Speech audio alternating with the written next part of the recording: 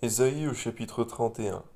Malheur à ceux qui descendent en Égypte pour avoir du secours, qui s'appuient sur des chevaux, qui se fient à la multitude des chars et à la force des cavaliers, mais qui ne regardent pas vers le Saint d'Israël.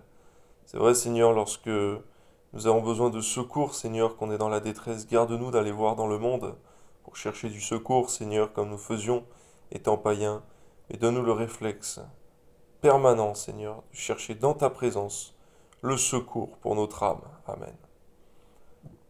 Lui aussi, cependant, il est sage, il fait venir le malheur, et ne retire point ses paroles. Il s'élève contre la maison des méchants, et contre le secours de ceux qui commettent l'iniquité. L'Égyptien est homme, et non Dieu. Ses chevaux sont chairs, et non esprit. Quand l'Éternel étendra sa main, le protecteur chancellera, le protégé tombera, et tous ensemble ils périront.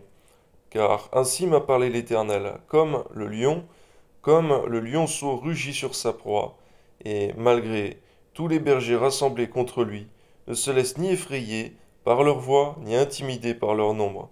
De même l'Éternel des armées descendra pour combattre sur la montagne de Sion et sur la colline, sur sa colline. Comme des oiseaux déploient les ailes sur leur couvée, ainsi l'Éternel des armées étendra sa protection sur Jérusalem. Il protégera et délivrera, il épargnera et sauvera.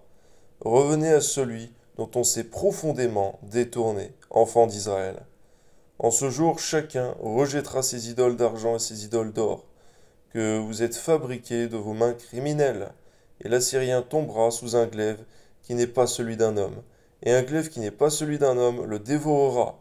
Il s'enfuira devant le glaive, et ses jeunes guerriers seront asservis.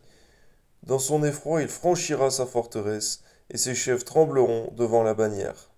Dit l'Éternel, qui a son feu dans Sion et sa fournaise dans Jérusalem. Amen. Gloire à Dieu.